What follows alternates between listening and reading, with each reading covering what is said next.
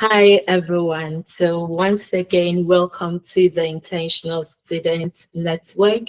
And we meet once every month to discuss trending topics about graduate school, um, personal development, finances. And this is to help equip everyone as we are still progressing in our career. And so today we'll be discussing about graduate school in the United Arab Emirates. And the reason why I chose this location is that most often we are so focused on graduate school opportunities in the US, Canada, Australia, and even in United Kingdom. But over the years, I've realized that there are certain other places that also have juicy graduate school opportunities, but we are not aware of it.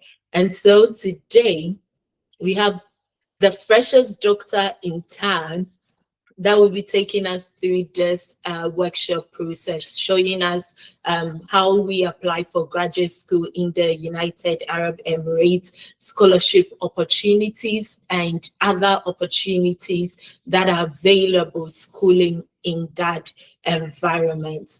But before we go into it, the team has reported to me that most of the people that join this webinar, that watch our videos on YouTube, have not subscribed to our YouTube channel. And so if you are on the Intentional Student webinar workshop today, or you see it on social media, kindly make sure that you subscribe, you like, you share, so that we can reach a wider audience. And so I would just want us to go straight into the activity for today. And so welcome, Octabel. Thank you, Mary. I'm going to show my screen soon. Yeah, that's all right. You can do that. Can you hear me? Yeah, we can hear you. But indeed, your quality is terrible.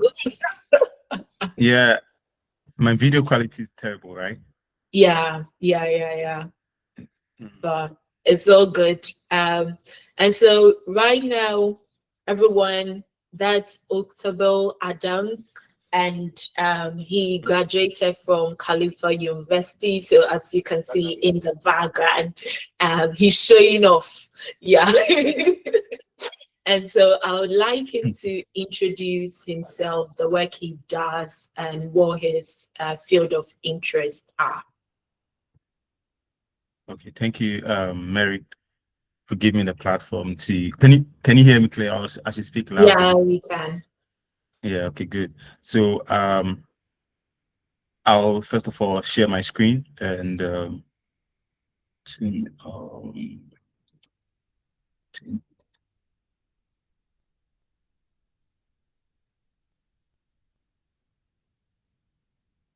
can you see my screen? Oh, Yeah, we can now. okay. Good. Yeah.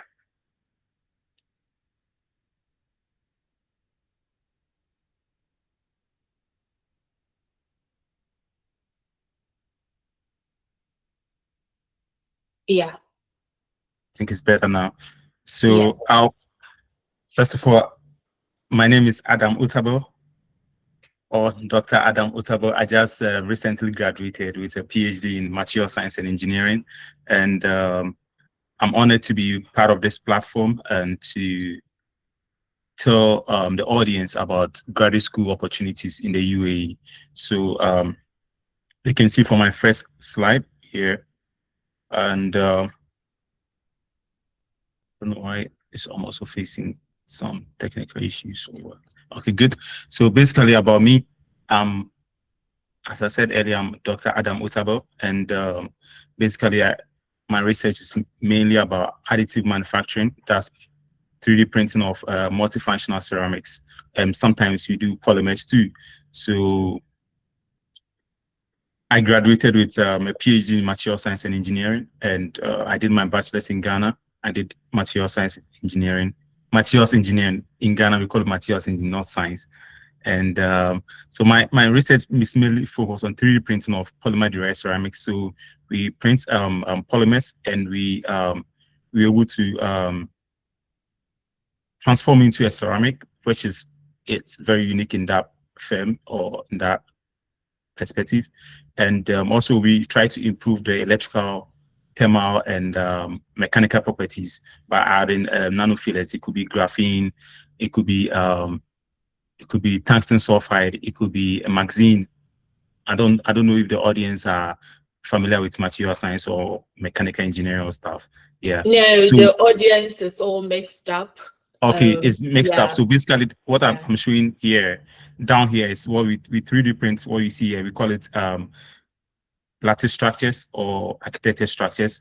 Then we try to improve the mechanical process. So this is basically some of the structures that we 3D print, and we test the mechanical properties, the electrical conductivity, the thermal properties, to see how we can use for high temperature applications and aerospace application or automobile applications. That's basically that. So that's something brief about what my research is about.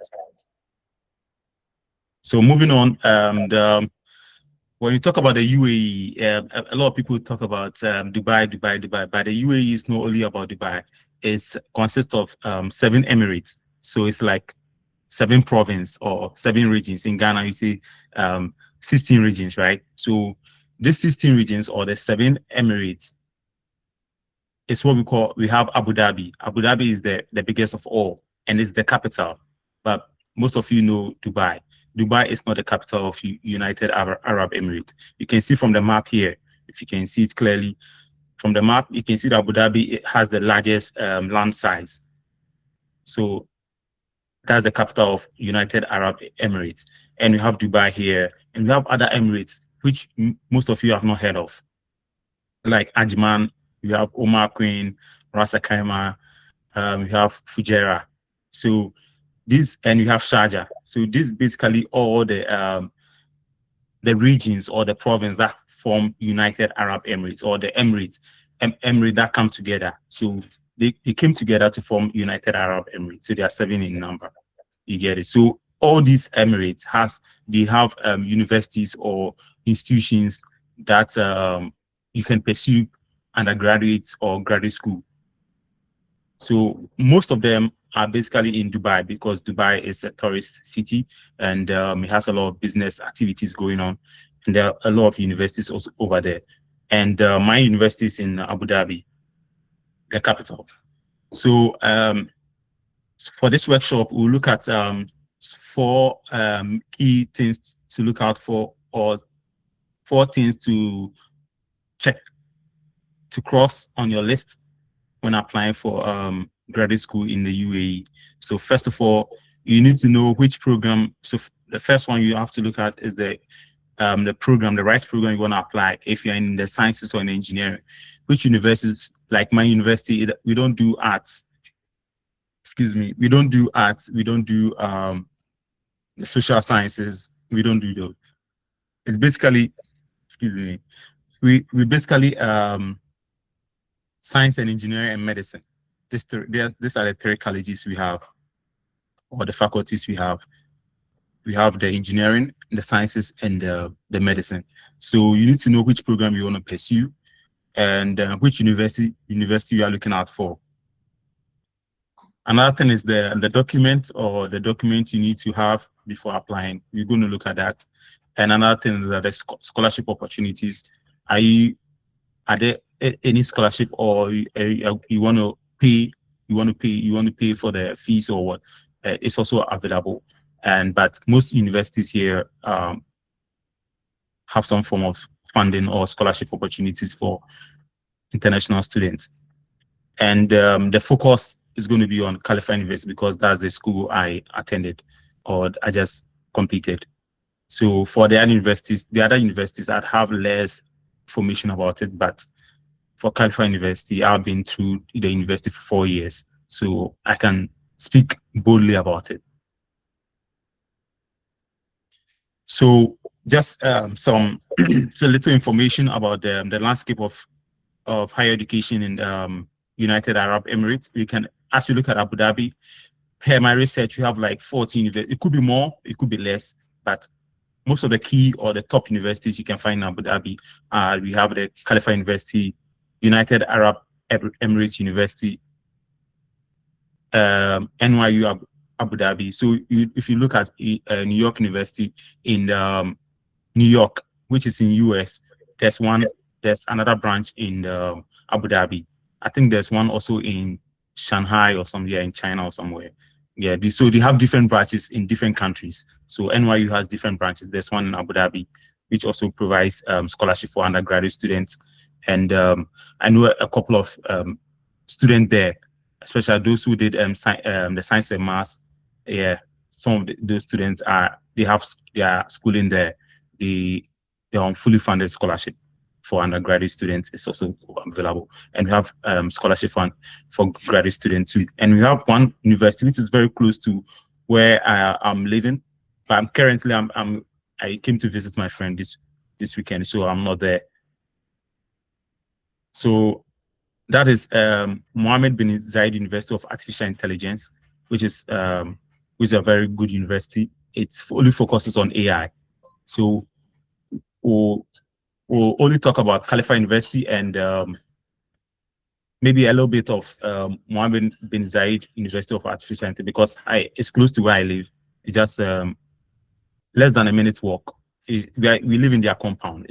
That's where we live. So like our residence. And for Dubai, it has a lot of universities too. We have University of Dubai. We have a lot of foreign universities like from Australia, US, and the UK also over there. A lot of and another Emirates we can talk about is Sharjah. We have American University of Sharjah, University of Sharjah. A lot of universities also in Sharjah. It could be more than 4, but per my research, I found 4. And Ajman, which is very small Emirates, we have Ajman University, we have the Gulf Medical University, and Omar Queen, very small place, is we have Omar Queen University, Ras Al Khaimah too, also have American University of Ras Al Khaimah and other medical institutions, and we have the University of Fujairah. So you can see that all the 7 Emirates has they all have universities or research institutions or higher education learning opportunities for international students. So depending on the program you want to study, then you look out for how you can the application or the required documents you need to have in order to apply to these universities. So focusing on Abu Dhabi, as I said, let me use the pointer. Yes, so basically this my university, that's the top ranked university in the United Arab Emirates, and then currently they are, according to QS ranking, is top 150 university in the world, so 147. So it's a good university, and I can bet they have the research centers, the facilities to conduct whatever research you want to do, especially in engineering, in sciences, and the medical field. And we have the United Arab Emirates University, and the next university I'll talk about is the Mohammed bin Zayed University of Artificial Intelligence, which focuses on AI. So we'll look at it briefly. And we, as I said earlier, we have NYU Abu Dhabi, yeah, and we have Abu Dhabi University, which is a private university, and we have this university also, Sorbonne University. I've not been there, and we have Ali University. This university I've been there, United Arab Emirates. I have friends, colleagues over there, so I've been there. It's also a very unique university, and we have Ali University, and we have the Zayed University. So in Abu Dhabi, we have a lot of universities, but these are the key ones that I think we can focus on. So, so for the application and document, if you want to apply to university in the UAE, there are some key things you need to have available. One, if you want to apply for a master's degree or a PhD, you need to have your certificates like your bachelor's certificate or your master's certificate available. And for my university, you can also apply for a direct PhD. There's this opportunity to also apply for it. So you just only need your bachelor's certificate or transcript to apply for that. You don't need a master's degree. So you just have to apply with your bachelor's. And You also need the GRE. Yeah, I wrote the GRE and IELTS. So you need both of them. But I think currently, even most of the universities in the US, they've waived the GRE. So I think that one, currently, I don't know, but 4 years ago when I was applying, they needed both the GRE and the IELTS.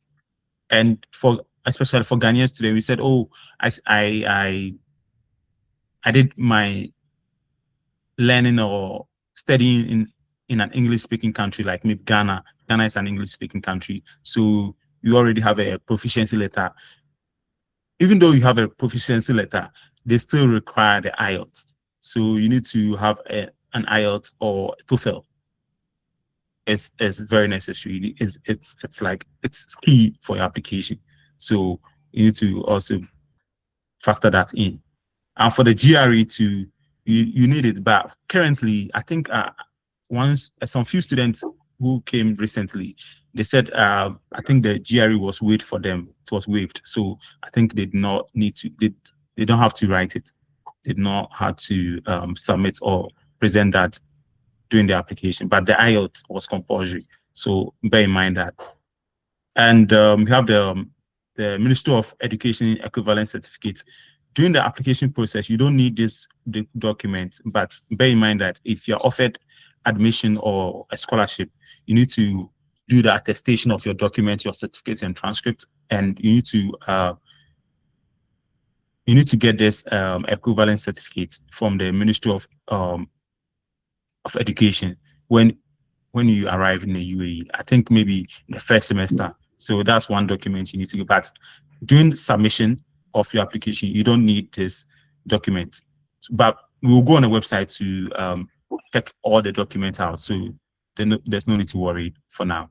And statement of purpose, which if you're applying to any graduate school, you need a motivation letter, the reason why you want to apply for this graduate school, your motivation, what skills do you have, the the eagerness to perform this research. Yeah, so you need to write a very good motivation letter that aligns with the research center of the college or whatever the university's mission or vision.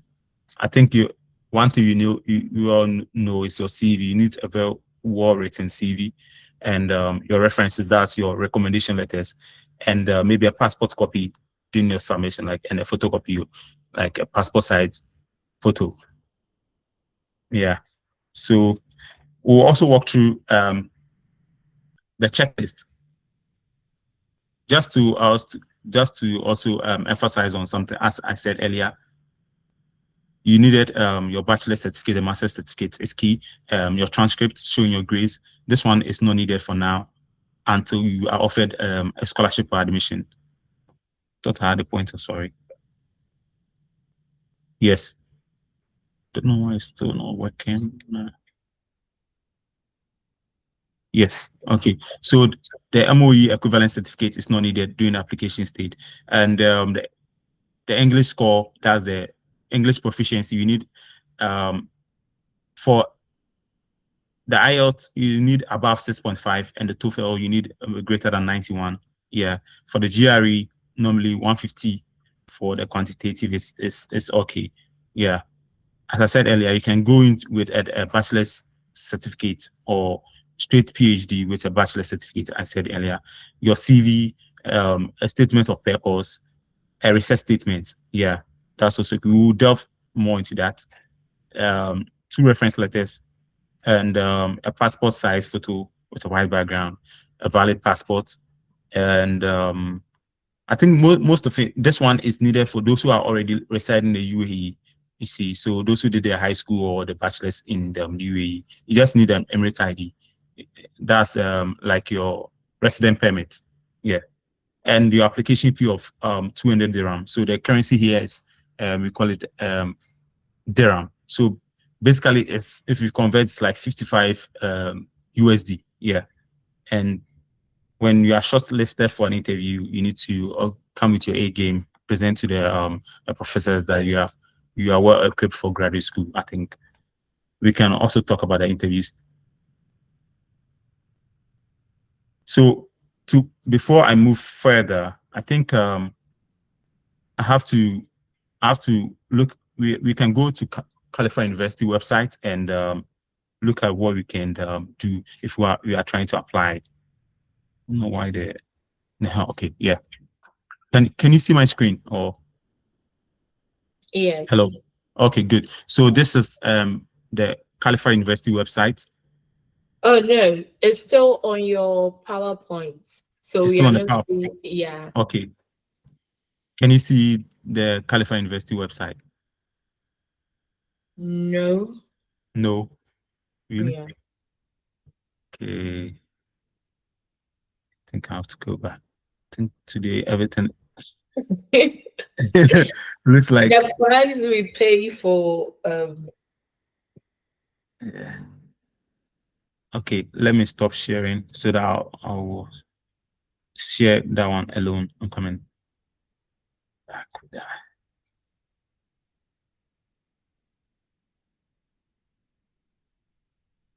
Yeah, can you see it now? yeah, we can Yeah, see it. okay, good. Yeah.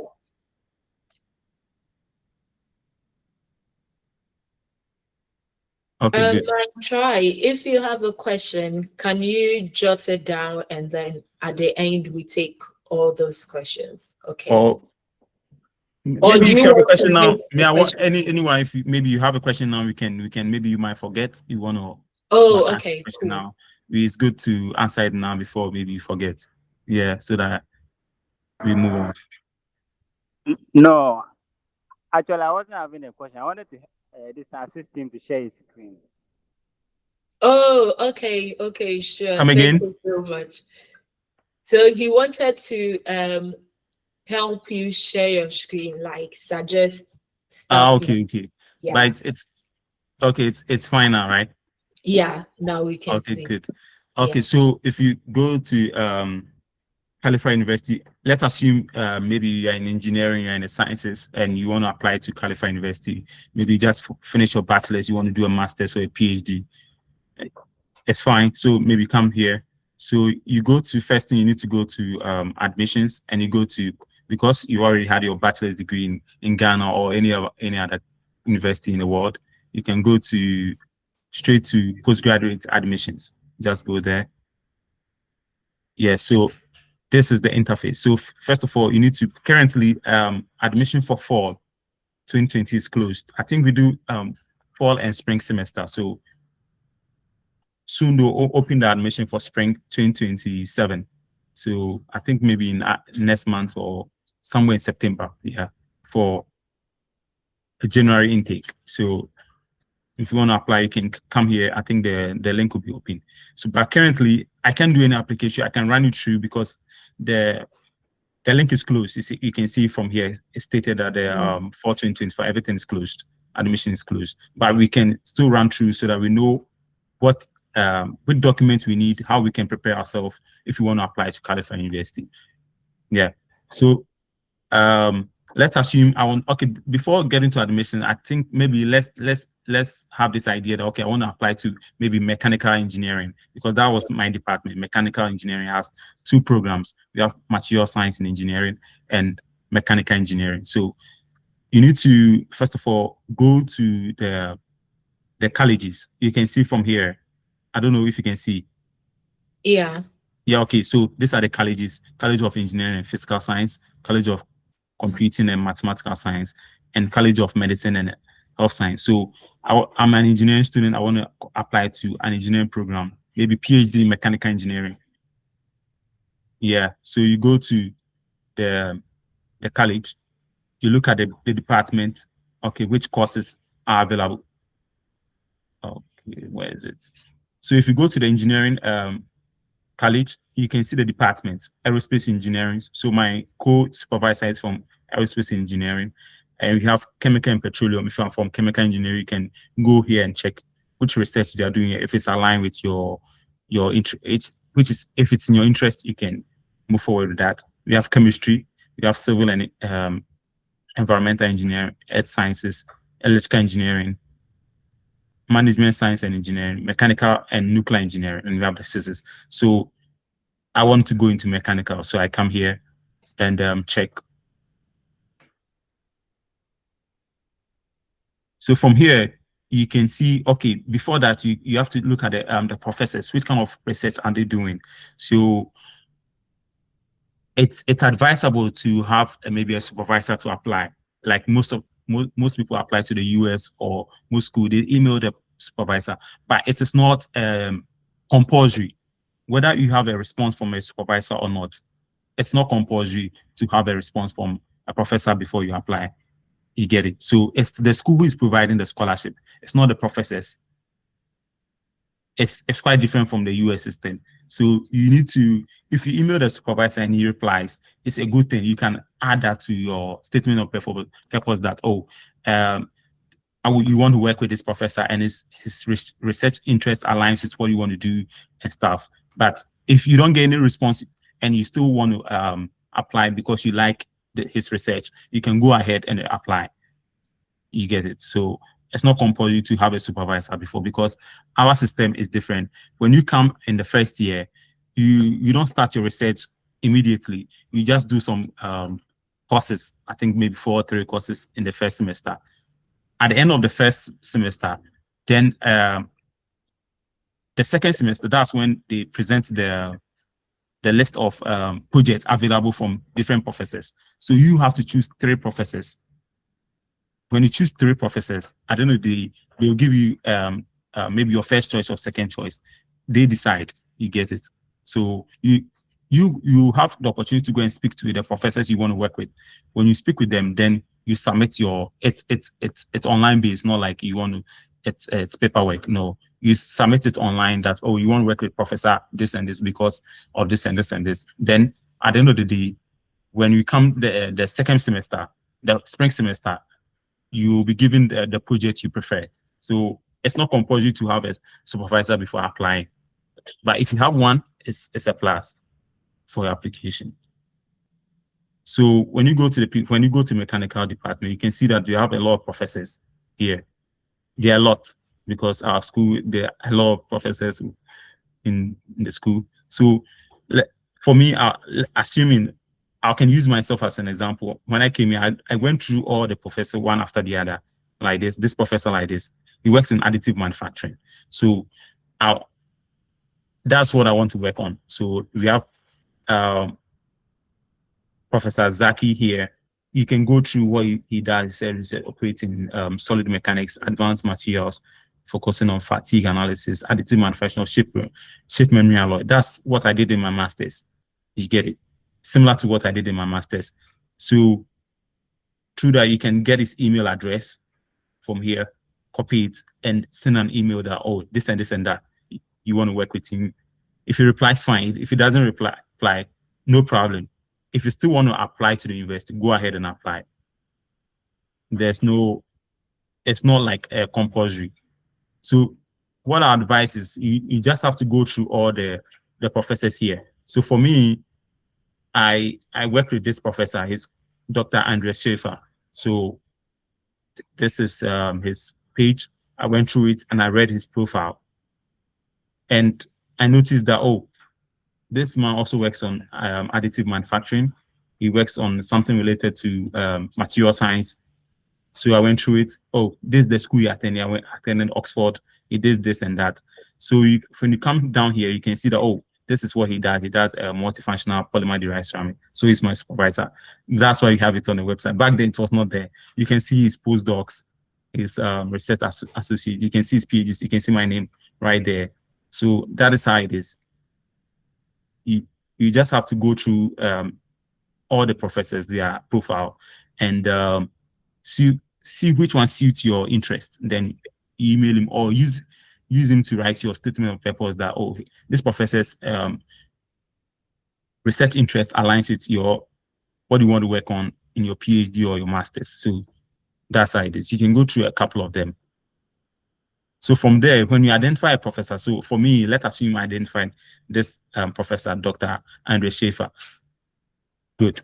In this department, mechanical and nuclear engineering. Then let me go back to admissions. Let's go to admissions, postgraduate. Yeah.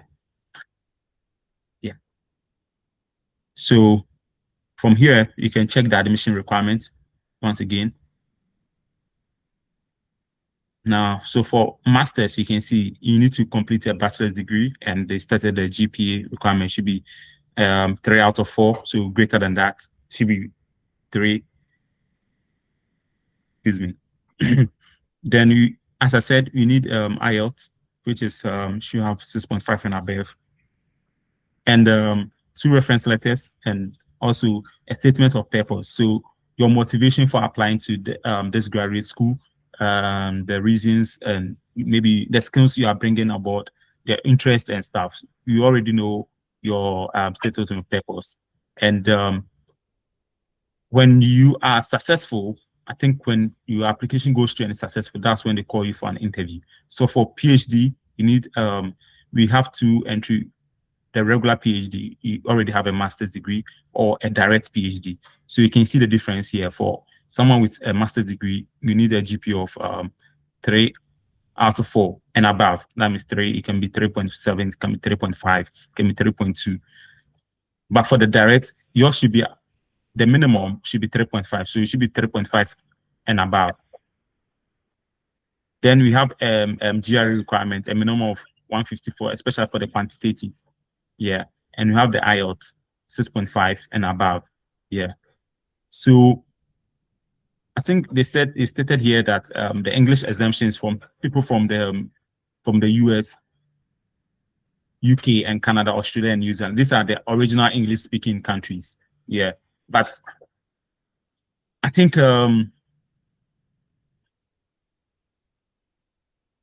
before applying, I have to, the one thing I have to advise you is that you need to have an IELTS, because your English proficiency is not enough. I can say that during my time when I was applying, I sent an email to the international, what do you call it, the graduate school, that I already have an English proficiency from my university. Said that's not enough. You need to write the IELTS. So because I wanted to come to this university, I wrote it. I wrote the IELTS. Yeah. So you need to have it. You need to have the IELTS before applying. Yeah. So the statement of purpose, we've talked about it. So it says an introduction about yourself, your interest and motivation, the reason for applying for your chosen program. So reading this, it gives you an idea of what you write for your statement of purpose or motivation letter. And you need to write a research statement, especially for PhD. You need to write like maybe your previous research experience, the skills you have, your publications, what you've done, this kind of stuff. You need to put in your research statement. And for the GRE, we've talked about it already, that you need to write a GRE. But for last year, I asked a student, he said the GRE was waived for him. So what I can advise, you can email the graduate school that you have the IELTS, but the GRE, can it be waived? If they agree, that's a good one. For now, I don't know. I can't. And before submitting your application, you need to pay the application fee of 200 dirham, which is 55 USD before submitting your application. Yeah. I think what else here? Okay. I think there's the Ministry of Education. Yeah, Ministry of Education. What I was saying, that this is only needed when you've obtained a scholarship or admission. That's when you do the attestation of your transcript and certificate. So this one is not needed now when submitting application. The equivalency letter, we call the equivalency letter, it's not needed during the submission of application. It's only needed when you've gotten admission or a scholarship. Then you can apply. After that, after having all these requirements, you can click apply. Then you apply for the, yeah. See, so this is how the interface looks like. So you're a new user, you create an account, then you start your application process. If you have all these documents we've discussed. Yeah. So talking about scholarships, so you don't need a separate scholarship, like maybe application for your scholarship. It's based on merit, based on your performance, your grades, your skills, your previous research experience, all these things. Based on that, then you'll be eligible for scholarship. So you don't need a separate application for your scholarship. That when you submit your document, you're eligible for scholarship. So let's go to the postgraduate scholarships available. So currently, I think every year they change the scholarship. It has been changed now. I don't. Currently, what is stated here is not what I was offered. So in 2022, what's the scholarship available is quite similar here, but I'm talking about the stipend. It has not been stated, but back then it was stated. So I can give an idea of what to expect. So let's look at it. Let's look at the offer for masters. So when you get a scholarship or admission letter, you can get a full tuition, fully covered. So you can get a fully funded scholarship, which includes fully covered tuition fee. You get textbook. So for the textbook, you get access to most of the textbook portals for free. You'll be given a laptop. It was not stated here, but that is what I was given. I was given a laptop. Though I had a laptop, so you can use it for, that's basically for academic work. A very, very good one too. And the accommodation, we have 2 accommodation places. One is close to the University of this one, Mohammed bin Zayed University of Artificial Intelligence. That's why I said that this university is close to where I live. It's just a minute where we live in their campus. We live together. So, and we have one 50 minutes drive from the university.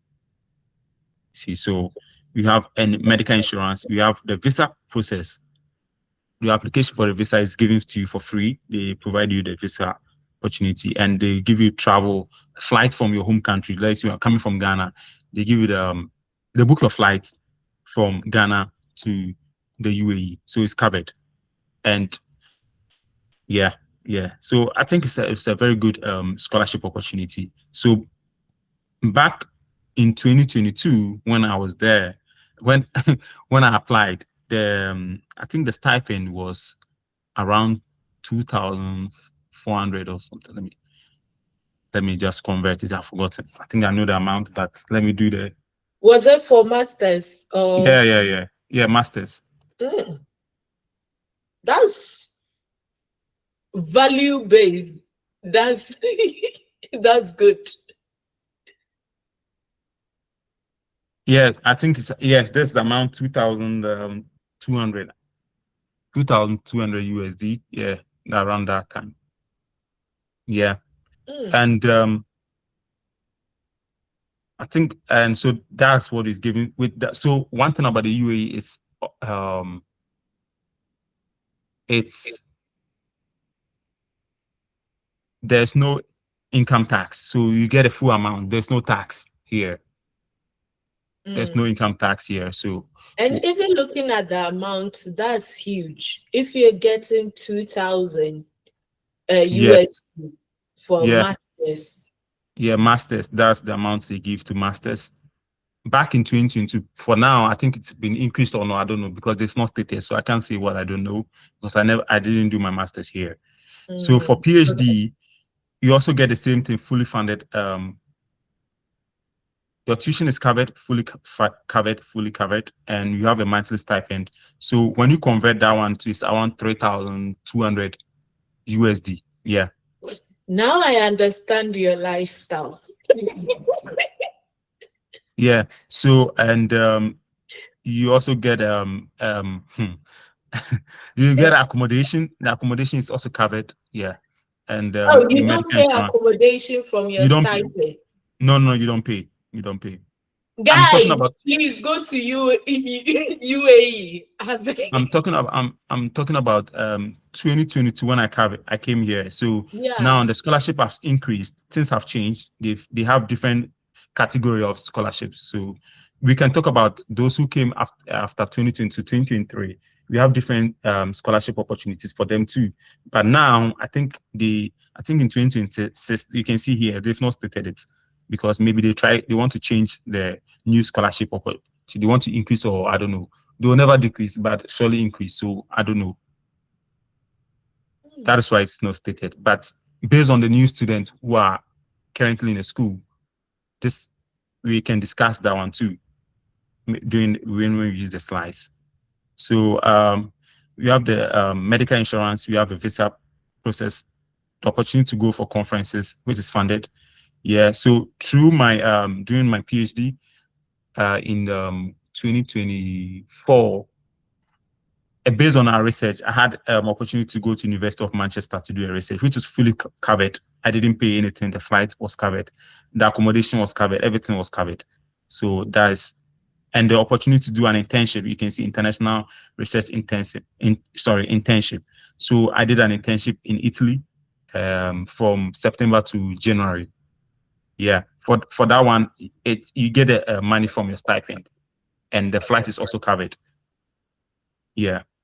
So there are a lot of opportunities you get when you are pursuing a PhD in California University. I think it's merit based on your previous research experience and your research skills, your grades, all this thing are all included. Yeah. So that is it for California University. So looking at this scholarship opportunity, if you want to apply, I think it's a good place to do graduate school, and I've been there, and I had a very good academic opportunity there. I've been able to do a lot of research, traveled the world through the scholarship. Yeah, so I advise, if you have the document and you want to apply, go ahead and apply. Yeah. So going back to the slides, we have to touch on some few things before we go to the other university, focusing on only AI because it's just close to where I live, just so I know about this university very, very well. But for the other universities, I don't know about their application process because I never applied to those universities. Yeah. So I don't know if someone has a question before we move forward. Yeah. Any questions so far, guys? But I just want to comment that, my goodness, like, we are just suffering in US, UK, and stuff. Because most times you pay your accommodation and you pay other things from your stipend. So those are not covered, My try, yes. You can go ahead on mute and ask your question.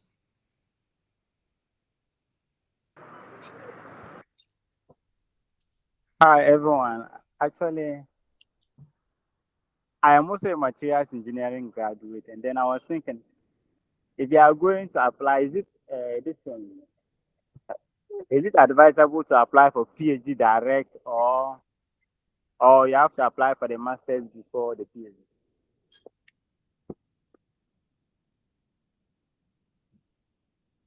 Yeah. What advice is if for direct PhD, it's merit based. You can be offered admission, but maybe you will not be given a scholarship. Yeah, maybe you have a very good, strong research. It's aligned with most of the professors, so that's good. But at the end of the day, it's merit based. It's based on your research experience. Like maybe after doing your bachelor's, you had opportunity to do some research internship. You did. So you need to have some something to offer. Like you're a very solid student, like somebody who has a very good research background. Your grades are also on point. You get it. And if you meet this requirement, like maybe for Ghana like this, maybe a first class, perfect, good. And also first class is not enough to get to graduate school. You need to have some research experience. So if you know yourself that, oh, I have all these requirements, then I can advise you, because you can't come and tell me that, okay, I completed with this class, it's not bad, but at the end of the day, you don't have the research experience, and maybe you're undergraduate research, you're not exposed to some of this characterization. You are talking about material science. You've not done any intensive research. You get it. Maybe during your research time, there was COVID. You couldn't do something substantial to write about as your motivation. It will be best for you to apply for a master's. You get it. Then you get to the PhD so that you can get a very good, solid research experience from your master's. Then you proceed to the PhD. But if your research background is good, your grades are good, you have the GRE, you have the IELTS. I said maybe the GRE could be waived. I don't know for now because when I applied was 4 years ago, 2022. So for 2026, I don't know whether it's been waived. You get it. So if you have all these things and you are confident, so go ahead and apply for the direct PhD. That's what I can say. So that you don't waste your time to do any masters. You just go do the straight PhD, and you'll be done in 4 years' time. Just to touch a bit on that, because for me, I did a straight PhD, right, without a master's. And so I would say that there are some bit, from undergraduate to postgraduate, and specifically postgraduate PhD, it's a huge jump, right? And so if you're doing that, you need to be mentally psyched up, because the leap is huge, right? And so you need to be able to quickly adapt. You're going to struggle, and so you should be willing to put in the work, because you do not have research experience. You do not also have the right mindset and mentality when it comes to graduate school. It's not like undergrad, where it's maybe exam based and stuff. This is more critical thinking, you being able to manage your own time, manage the people you are working with, manage your project. And so if you're up for that game, then go for it. But you need to be prepared to overcome anything that comes your way, because it's a huge leap. Yeah. Are there any other questions? Okay, so I think Octobel, we can go ahead. Yeah, okay, good. I think I have to stop presenting. And then let me share it again, because I think this approach works. Yeah. Yeah.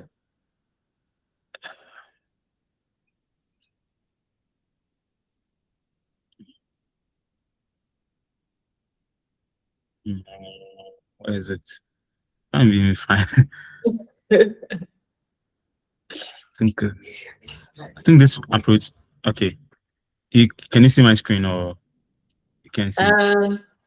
Yeah. Can you see it now? And then also, yes. Hello. Hi, man. Try. Yes, I wanted to add this one. Is there any advice for some of us, because some of us find it difficult to select what's the name of program if you are going to do your master's or PhD? What advice do you have on that? Okay. Let me go back to the website.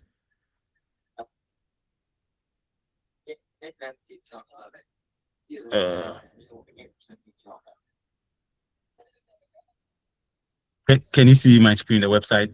Yes. Okay, good. So let's assume I just completed material science or mechanical engineering in Ghana, and I don't know what to do. And I came across California University, and I'm aware of the scholarship, and I want to apply for it. So for me, this is what I'm going to do. As I said earlier, you need to go to the college again. I'll just brush through it quickly. I'll just go to the college, engineering. Now, when I did my bachelor's, you did your thesis you did final year project, right? what was it about? You ask yourself, what was it about? So when you did the final year thesis, do you want to continue in that area, or you want to go into something else? Maybe you didn't like it. You just selected the topic because they asked you to do it, or you want what is your real interest? Maybe your interest is nanotechnology, nanomaterials and nanotechnology. Yours is 3D printing. Yours is maybe solid mechanics. You get it. So all the courses you did, maybe your interest is maybe electrical properties of material. So you want to go into electrical materials or something. So you look for professors who are working in that area, who are currently doing active research in that area. So this is what you want to do. Though maybe you did something related to something else, but this is your interest. So you tailor your motivation letter or your statement of purpose in line with that region. You get it. Or maybe you did something. So let's just go to the research centers. Okay, the research. You can see the research centers we have here. So this is the research center I belong to, Research and Innovation Center for Graphene and 2D Materials. And you know that 2D materials like graphene was discovered in the University of Manchester. So through this research center, that is why I went to University of Manchester. You see how it is. So I knew what I wanted to do. I wanted to do something related to 3D printing or additive manufacturing. So, and we wanted to improve the mechanical properties, the properties, thermal properties, electrical properties, a lot of properties, piezoresistive properties, dielectric, whatever, or for EMI shielding. But to do that, we need to add 2D materials like graphene, magazine. So, and this research center has a collaboration with University of Manchester. So that's how I got to this research center. You get it? So you need to know what you really want to do. Like this is what I wanted to do. Then it's like, you shouldn't be confused. Else, anything that comes to you, okay, fine. But at the end of the day, when you get there and you ask you to do the research, you don't have the skill set, you don't have the capabilities. You're not really excel in that area. So you should know your interest. You should know your weakness. Okay, me, I don't like something related to manufacturing because it's quite challenging for me. I don't like something related to computation. You get it? It's challenging for me. Then you don't do it. You want something related to maybe synthesis. So you have to go to a professor who does, or whose research interest is in line with maybe synthesis of nanomaterials, synthesis of this. Maybe you prefer composite materials. You like how it's being fabricated. You like how it's being tested. So you want to go with a professor who works with composite materials or whose research is aligned with composite material. So basically, you need to discover your interest first. Did I answer your question, or I was beaten about the bush? Hello. Okay, I think he's happy. Yeah. So first of all, try and discover your interest. Then you progress from that standpoint. Yeah. That's what I'm going to advise. So I think I was here before I moved to the website. Yeah. So from here, let me make it bigger. Come in. Yeah. So there are a couple of universities in Abu Dhabi. We have New York University. You can go to their website and check it out. They also do very good engineering programs, mechanical engineering. And most often, mechanical engineering department has material science. So if you want to apply it, if you are in material science and engineering, you need to go to the mechanical or chemical engineering departments. Most of them have. But some universities have specifically material science. So you focus on that. Or you want to even move away from mechanical, because for my university, I had the opportunity to divert to or move to a different department, because most of the courses I did were in aerospace. So I wanted to go to aerospace engineering when after second year. But I just thought of it that I've been doing material science since I did material science in my bachelor's. I did material science in my master's. So I just stick to it. But you have the opportunity after second year or something to submit a request to change your program from your specialization, because when you admitted into California, it's PhD in engineering, but your specialization is material science or mechanical engineering. So based on the courses you choose and the research or your supervisor, it can change the whole thing. You can change to another program. So for me, I wanted to change to aerospace because I did a lot of aerospace courses because my research is for aerospace applications. So I wanted to, but I just thought it wise to stick to material science. And that is it. So you have the opportunity to change what you want to do. Yeah. So you have NYU Abu Dhabi, you have other universities here. So we've talked about this part already. So you can see from here that most of the universities here for California University, you can see so after in 2023, they introduced a new kind of scholarship, which also merit based on the university you're coming from. Some universities are way ranked higher than others. So some students coming from the US, from top European universities to our school, they have and you have very good research background, very good grades. We have the tier 1, tier 2, tier 3, and tier 4. So for the tier 1, currently it's not on the website, but in 2023, 2024, it was there. It was dead. After 2022, 2023, the students who were admitted, they were on a different kind of scholarship. They changed their scholarship. So as you can see, I stated that it's merit based built into the admission. So you don't have to apply for the scholarship. It's based on what you submitted for your for the admission. That's what they can give you. They can give you that tier 1. So for the tier 1, whilst they were giving some student 12,000, they're going to give you 20,000. The money was increased. You get it. And there's a requirement every semester. You need to meet some requirements for you to maintain that your GPA and your research, like maybe your publication, they'll maintain a stipend. If in case maybe you couldn't meet that requirement, I think maybe they're going to drop the amount, or you're going to pay something. I don't remember because I was not on that type of scholarship. You get, and the tier 2, they will not, you are going to pay your accommodation. Maybe they're going to give you the 20,000, but out of that money, you're going to pay for your own accommodation. So you can either use the university accommodation, or you can rent outside and pay for your own accommodation. And tier 3, you're going to a partial scholarship. I think you pay some of the school fees and you pay part of the rent. And tier 4 is, I think, it's it's also partial scholarship, but the amount is way lesser. So I think they introduced that kind of merit based on your grades, your research, your experience, and the university you're coming from. Maybe you are from top 100, top 50, top 200, top 500. So based on that, that's the kind of scholarship you're going to get. But back then, before 2023, the scholarship was like standard, like we're all giving the same amount. You get it. But currently, so that's why it's not stated. I think what you see currently on the website has been changed because maybe they want to introduce a new type of scholarship. I don't know. Maybe they will state it later. That's what I heard. They wanted to introduce a new type of scholarship. I don't know for now. Since it's not there, I can't assume. So when you come to this university too, that's what you're going to talk about now, because I'm familiar with this university. Mohammed bin Zayed University of Artificial, and they focus on only AI. So master students, they are giving you 15,000, which is like $4,000 every month. And PhDs getting 17,500. So I think we are going close to $5,000 a month. Yeah. So we'll check their website too to see their requirements and how you can apply. Those in computation, those who want to do something related to simulation, computation, AI. Yeah. So this is the website for Mohammed bin Zayed University of Artificial Intelligence, focusing only on AI.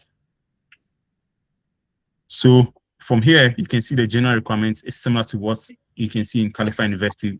We have a GPA of 3.0 and above, and 3.5 for there. So most of the documents you need is your CV, the graduate, the GRE, which is optional. This is stated here, it's optional now. Yeah, statement of purpose. The research statement is similar, it's the same thing. Then it will be screened, then you get an interview. So first of all, you need to go through the programs they have. Which programs are they offering? Yeah. Okay, let's check the master's program first. Then we can check the PhD programs. I think it could be the same thing, just. So you have masters in applied artificial intelligence. So you can read about it down here. What was it about? And masters in computational biology, masters in computer science, computer vision, machine learning. So only related to AI, natural language processing, robotics, and statistics and data science. I think the PhD program also might be the same. Yeah, it's the same thing. So it's just PhD in that. So if you want to do something related to machine learning, maybe you want to do PhD in machine learning, so you read about it. Then I think you have to go to the professors as usual. Go to the professors whose research are in line with that. Let me go here and check the learn more. Yeah, so you can see the professors here. Yeah, so you think this professor, maybe this professor's research interest is in line with yours? I don't know, where's the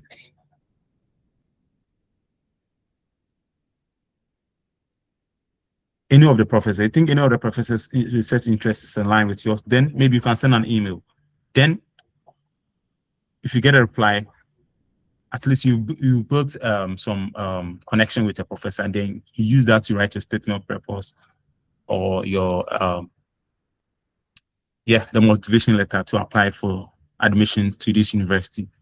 If you don't get a reply and you still want to apply, I think it's not compulsory. It's not stated that you emphatically like you need to get a professor before you apply. Yeah, not like US system. Yeah, so you can still apply. We've already checked the admission requirement here already. So I think we need to go back here. Yeah, good. Yeah, it's still the same thing here. Yeah. Okay, it's basically the same thing as we discussed earlier. I think there's nothing new to talk about. But the most important thing is the scholarship. Yeah. So you can see, as I stated earlier, for internet, we are looking at the international student. You are an international student here. So for master students, you want to maybe want to apply to want to do machine learning. The scholarship based on the offer letter for masters, you can be offered 15,000 dirham, and for PhD, be given 17,500. But for this university, it stated emphatically that here, it stated clearly that based out of this the stipend, you can use to pay for your accommodation. That's 7,500 dirham. Yeah, and the accommodations are really nice. It's very, very nice. You know, yeah. Let me check something here for you guys to see.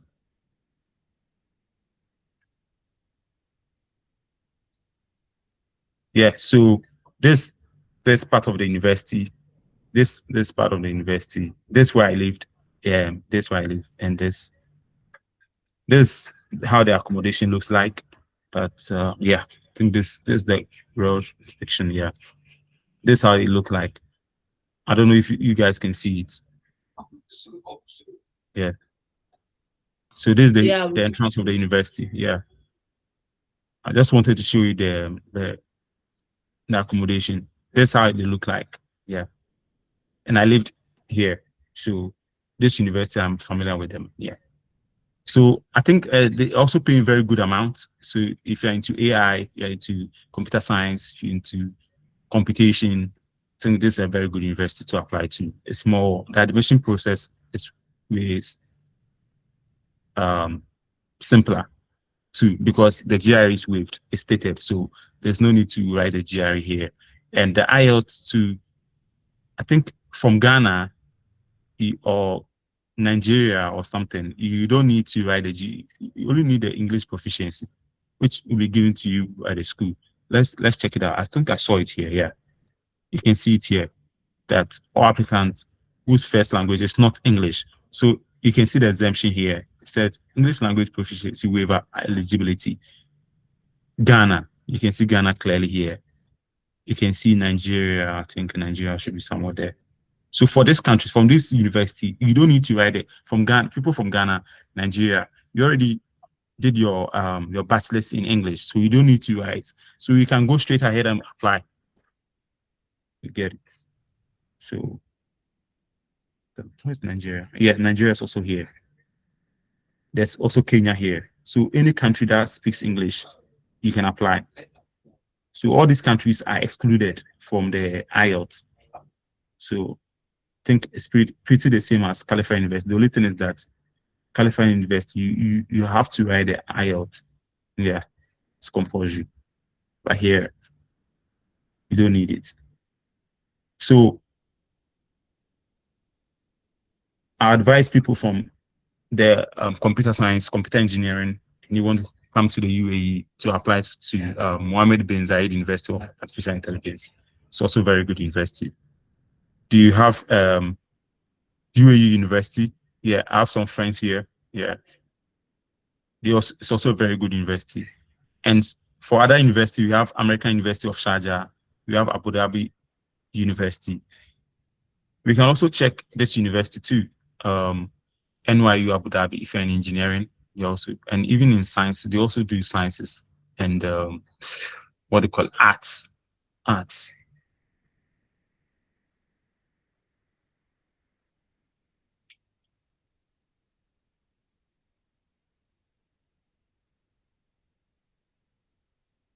Yeah, NYU Abu Dhabi is also a very good university here.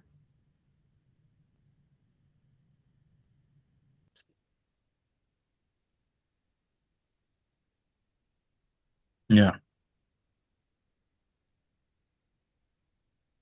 Yeah. So for this university too, if you're in engineering, graduate school, we have the arts and sciences. We have the College of Dentistry. We have the, I think we have the, I'm looking for the engineering, it should be here. I think I've seen it before. Can't I find the engineering? It's on the Yes. other side. It's called Yeah. the Yeah. So as I Yeah. said, the NYU, we have NYU in New York. We have the one in Abu Dhabi. You have the Shanghai. You get it. So you can apply to any of them. The one in New York, you can apply to the one in Abu Dhabi here, and you can apply to the one in Shanghai. So I think they also have some campuses in Ghana, but I think that the Ghana one they will not do engineering. They have another campus in Madrid. See, so they have other small campuses all around the world, all over the world. So that's it. There's the engineering. Yeah, yeah. So it's also a very good university. I've been there. Campus is very, very nice. What do you call it? Let's go to admission, graduates. I didn't really not check that. I've not applied to this university before, so new here. Admission requirements. It's pretty like the American system, the same thing. Oh, they have apply now. Does it mean like admission is all year round? No, they normally. Oh, guys, sorry, guys. I feel that I'm not in my place. I've left my place. I've visited my friends, so they're going to disturb me. They don't. They don't know that I'm doing that.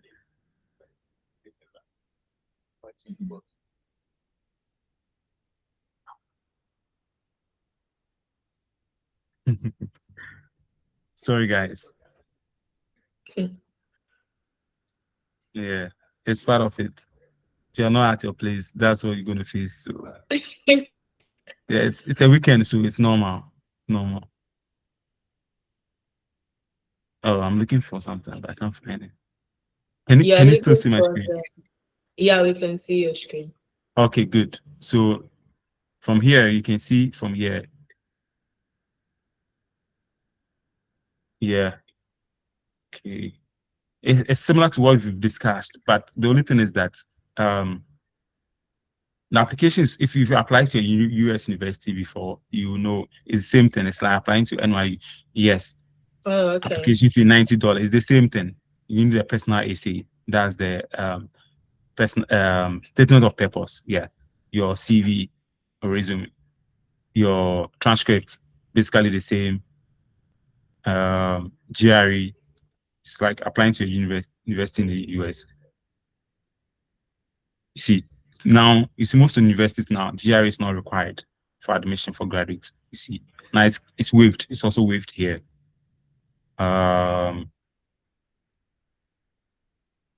This enrollment, okay. Normally for NYU, I know about it because it's like the US, their application deadline for fall ends in December, the previous year. So if you want to apply for fall 2026, fall 2027, the deadline for application is December 2026. Let me repeat it again. If you want to apply for fall 2027, the deadline for application is like, I think 15th December or 5th December 2026. So you need to apply the previous year or the year before the actual year you want to go to the university. That's how it works for this university. As usual, you need a recommendation letter, and that's also here.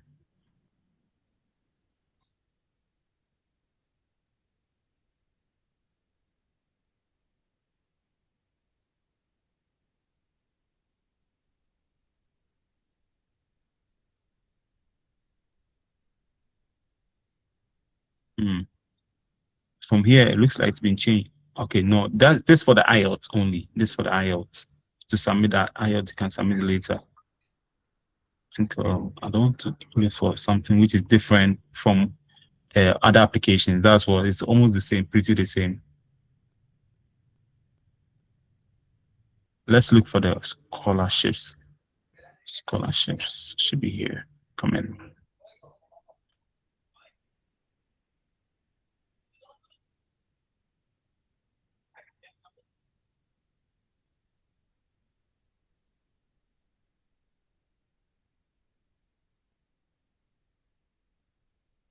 It's simple too.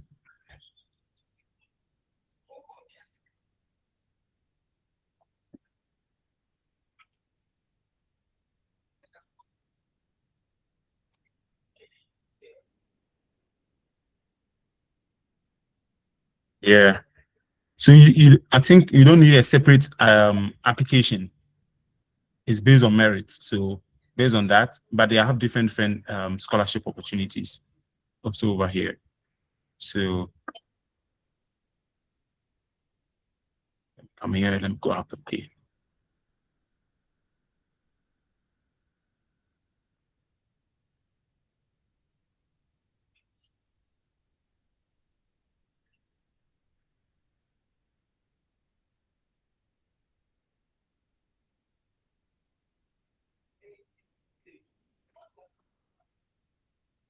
It's basically the same. It's basically the same. You don't need to apply separate. Yeah, I've checked it before when I was when I wanted to apply for California University, but I noticed that they've already closed the admission application. I remember way back in 2022 when I wanted to apply, it was already closed. That is why I didn't apply to this university. But it's pretty the same. I've checked before. I just want to see if there's any difference from 2022 to date. That is why I came here. But it's pretty the same. And what I've noticed here is that the GRE is waived. Back then, I think they were taking the GRE. So basically, I think these three universities these are the top universities here currently. The other universities are also pretty good, but these are the best. Like these three universities I've shown you: California University, NYU Abu Dhabi, and University of Artificial Intelligence. These are the top three. Yeah.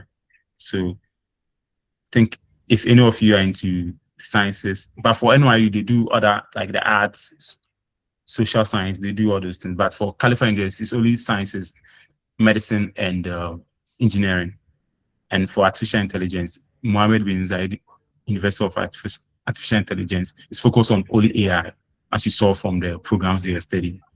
Yeah. So the other universities are also good. There are also good universities in Dubai. I've not applied there, so I don't want to say something I don't know.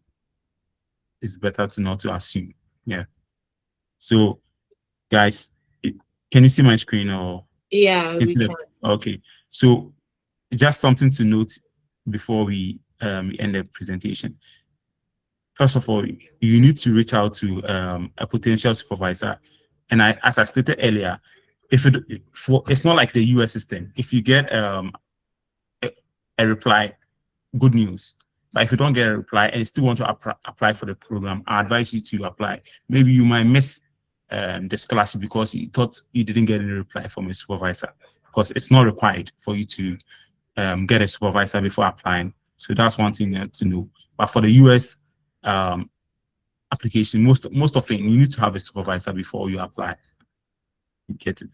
And another thing is that when you're writing your statement of purpose, you should know what you want to do. So if you're going to AI, you want to go into space, robotics, sustainable energy, advanced materials, you need to know you need to know what you want to do. You don't give any general thing about material science or mechanical or AI. Be specific. This is what I want to do. This is the area I want to go, so that we know that okay, you know what you're talking about. Yes. And the last thing is that when you get opportunity to, when you are called for an interview, just prepare. Come with your A game. Just present what you have, your skills, your research experience. For Khalifa University, when I got an email for an interview, it is stated that you need to have you have to prepare a presentation to the panel of professors. The 3 professors, they are going to ask you questions about what you present. It's basically about what you are presenting to them. So you need to talk about yourself and your previous experience, maybe from your master's or bachelor's, then what you did, maybe your publications, and how you can utilize these skills in your PhD. How are you going to build upon those skills, and your future plans after a PhD? What do you want to do? So this is what the presentation is about. After that, they asked me questions about my presentation. I answered them, and they gave me a positive feedback. So I already knew that I'm going to get it. So that's so when you're called for an interview, just go with your A game. Prepare very well before, so that you don't waste the interview. Else, it's like you went for interview and you don't know that you'll be getting the offer or not. Yeah. And so I think we'll draw the curtains for this webinar or workshop. Yeah. So thank you for your audience. Yeah, thank you so much for the work you've put into this today. I'm going to comment a bit, and then in case those on here have any questions, you can ask. Today I didn't stream directly on YouTube, but I'm going to put the recorded video on there later. Because of the challenges I was having this morning.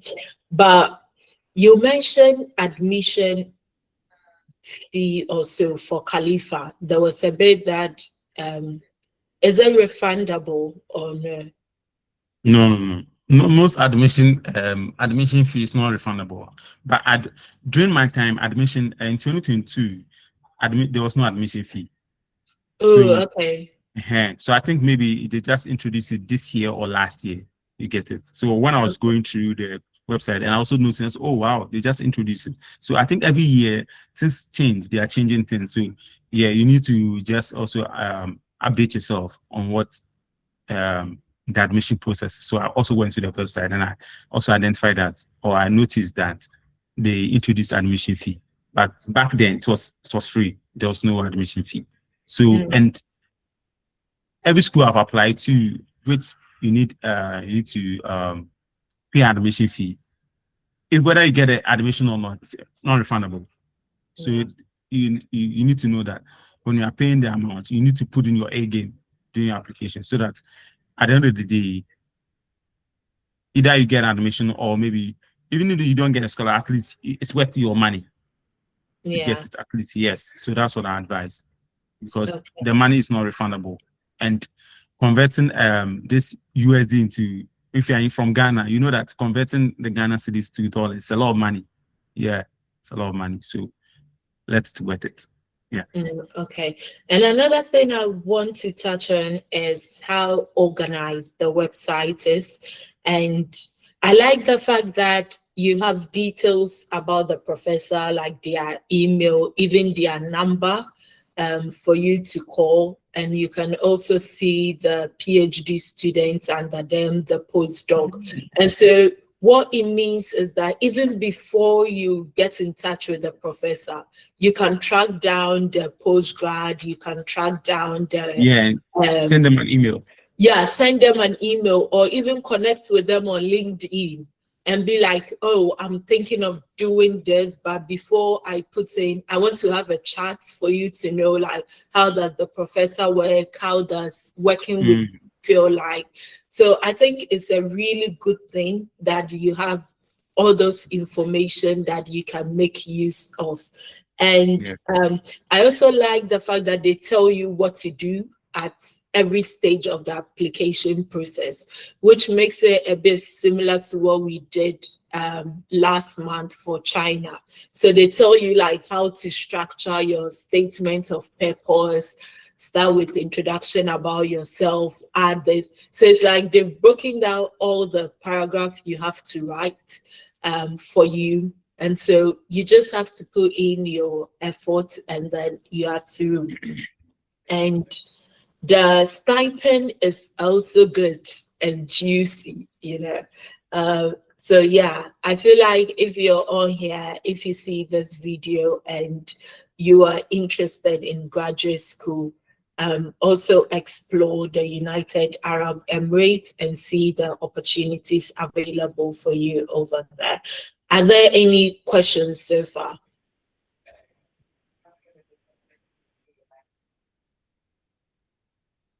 One last thing, Oti, how does it feel living in Abu Dhabi? Like, okay, living in Abu Dhabi is cosmopolitan. I would say cosmopolitan or diversified. It's like living in the UK, because we have nationalities from all over the world. It's not like in Ghana where we are all Ghanaians or maybe a few students from Nigeria. So in a class, like in a PhD class or a bachelor's, because if you are given a PhD offer, the stipend you are given is because you are given a PhD research and teaching assistant. So every semester you're given a course for you to help a professor to teach, or we are given a lab. Most often I'm given a lab, like materials lab. So we have few students. There are not many for that. Like, they are grouped into, the students are many, but they give about maybe 2 PhD students to teach about a class of 10 students. So the class size is small, you see. So in that class, we have Emiratis. This Emiratis are people from United Arab Emirates. We call them Emiratis. Then we have Filipinos. We have Indians. Indians are everywhere. We have Chinese students in the class. So it's diversified. You get it. So you get to meet different students from all walks of life. Even without the school environment, wherever the taxi driver can be Nigerian, it could be from Bangladesh. So differently, for all these people came to United Arab Emirates to work, to earn money for their families. They came for like greener pastures, like how people go to the US, UK, Australia. It's the same thing. You get it. So when I came to the UK, I saw it's the same thing. I didn't see any difference. The only thing is the weather difference. The weather. The only thing here is, because you're in the Middle East, the only thing here is that it's very hot during the summer. So the temperatures can go up to 48, sometimes 50 degrees. Yeah, that's the only thing. But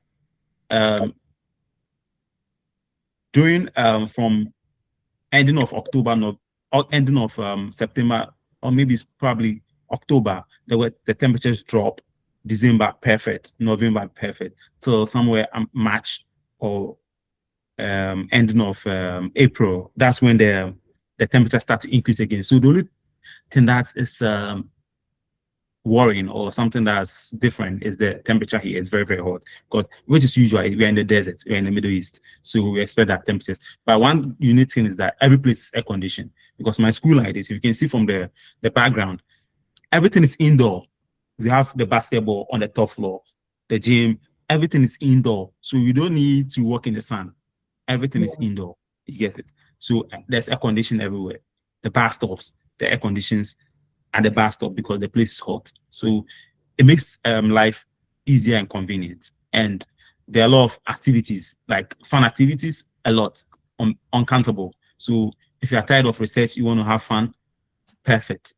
It's there's a mix of everything. So it's not like steady. If you want to go to any adventure park, recreational facilities, you want to explore, you can go anywhere to explore.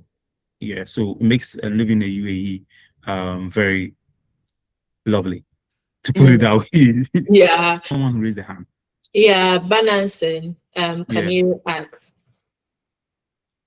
Yeah, I have a series of questions. I don't know whether I should go one by one or I should give them in bulk. Maybe let's Um, do it one by one so that you ask, he answer, then yeah. Yep. Can you apply for admission fee waiver? Can you apply for admission fee waiver? I I can't can hear hardly you. hear you. Yeah. I'm asking if you can apply for admission fee waiver. For admission fee waiver, it's in let me put it that way. Sometimes some university in the US, maybe the application deadline is normally, maybe let's assume it's 1st March.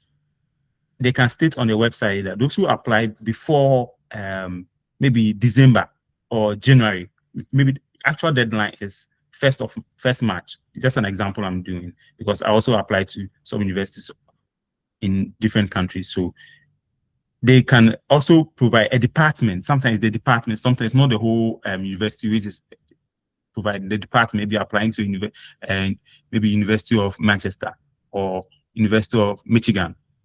And University of Michigan, maybe the Department of Mechanical Engineering, and you want to apply to the University of Mechanical Engineering, they are providing a waiver to those who apply before 1st January 2026. But the actual deadline for the application is 1st March. You get it. So they've provided a waiver for earlier applicants. You get it. Yes. Or sometimes they have this system that maybe if you are from countries, excuse me to say, some universities have, when you are from countries which are less endowed or less deprived, I don't know, something, you use some keywords to describe those things. Countries which are from these countries, they can provide waiver for them. You get it, because they know that cost of living or the exchange rate, it will be too high for you. That's why they provide a waiver for those people. But for my university, I just also noticed when I was preparing the slides that they introduced this application fee. But back then in 2022, when I was applying, there was no application fee. It was free then. You get it. But they just introduced it. So if the only thing they can say is no. So there's no harm in trying. So the only thing is just send an email to let me go to the website for you to be. Oh, come on. So admissions, postgraduate. So normally you go to the admission and you can see here clearly for admission inquiries, please email us on. Can you see my screen? No. Oh, I didn't even share it and I sorry. Where is it? Okay.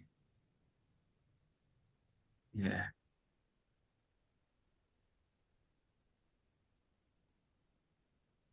Yeah, can you see it now? Yes. Okay. Yes. Yeah, so you see the Office of Student Recruitment and Admission. So if you want to apply to Califa University and you want a waiver, the only thing they can say is no. And there's no harm in trying. So you can email this for admission inquiries, please email us on. So you just send an email to them. Yeah, that's it. If they say yes, we will provide you a waiver. That's good news. You can save your $55. you can use for something else. If they say no, it's not waived, then you proceed with it. You get it. You know what to do next. Yeah. So that's what I have to say. That there's no harm in trying. Just email them and state that these are your reasons. You don't have the finances to pay for the application fee, so they should provide you with a waiver. The only thing they can say is yes or no. Yeah. Thank you. The other Yeah. one is you mentioned. Can you hear me? Please, can Clearly. you hear me? Yeah. You mentioned good research background. So I wanted to ask, what's your definition of good research background? Let's say I'm just done with my undergrad. I did my project in a particular field. Does it mean my project needs to be outstanding or a research paper, or what's just your definition of a good research background? Okay, good. A good research background is just general, but to be specific, for me, a good research background is when you're able to do some characterization. If you're, which field are you? Oh, no, I just I read chemistry. chemistry. Okay, chemistry. You're able to do some tests. You'll be able to do. You wrote some your thesis, right? Before graduating, you should be able to write your thesis. So good. Now, you should be able to write something about what you did in your research that can catch. You don't just generalize. You be specific. Okay, you did some synthesis of some chemicals. You were to test. I don't know much about. I'm not in the department of chemistry. I'm just guessing. You're able to do this thing. Maybe you're able to formulate this.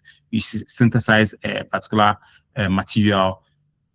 This and that and that. Just be able to state it in in an academic way that can catch the eye. So normally, if your research is into maybe inorganic compounds or organic chemistry, you know what you did.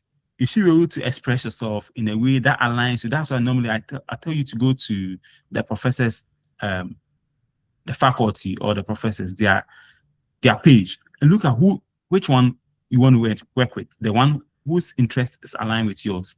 When you go to their website, it gives you an idea of which kind of research they are doing in the lab. You get it. So even with your undergraduate research experience, you'll be able to understand, or maybe even reading one paper from that group or that professor's research group, you're able to get an idea of what they are doing. So you can write something that you can catch his eye. You can attract attention. That's what I say. Because even undergraduate research is not really something intensive or detailed. It's basic. You get it. But ability for you to write it or articulate it in a way that can catch the eye of the professors or those who reading your statement of purpose makes you somebody worthy of admission or somebody worthy of graduate school. So it's not like you've done something significant or something. It could be something small, but put it in a way that can that is readable or something that catches the eye of the admission committee is what I'm talking about. Because for undergraduate research, there's even especially in Ghana, there we don't have even all the facilities, we get it, compared to the undergraduate students in my university. The kind of things that or research that if I look at the undergraduate students in my school, the kind of research they are doing, the facilities they have, not to downplay, we don't have the facilities. So even a master's student in some universities in Ghana, they will not be able to do those kind of tests or characterization or simulation because they have the facilities. One thing that is a benefit to these students is that they have the facilities. And in my undergraduate students in my school, they have collaborations, different. Some of this in summertime like this, summer semester like this. Some of them will go to MIT. Some of them to go to Stanford. I know them. We go to the gym together. I'll just see on their story that, oh, he's in MIT for summer school. He's in MIT for maybe 2 weeks or 2 months summer program. You get it. You see, all these things gives them this research experience, but we don't have the opportunities. So how do you also go to graduate school? Yes, so the little you have, put it in a better form. They articulate it in a nice form that can attract or catch the eye of this thing. So it's based on how you write it. So that's what I was trying to say. It's not like go and do something like a PhD level research that we say is a good research. No. Something basic, but ability to put in a good form to attract the eye of the admission committee is what I was talking about. Thanks a lot. And then yeah. Sorry for taking your time. There's another one. Oh no. It's good. We are here for you. Yeah. You went to the UAE in 2022, right? Yeah. And time has changed. Come again? I said time has changed. Yeah, a lot of things have changed. Let's say you were an undergrad right now. Would you still choose the States or you would prefer going back to the Emirates? As of right now. Yeah. As of right now, if I want to go to grad school, if I want to pursue you graduate are education, undergrads like me, would you still prefer going there or otherwise? From what I've experienced in this 4 years,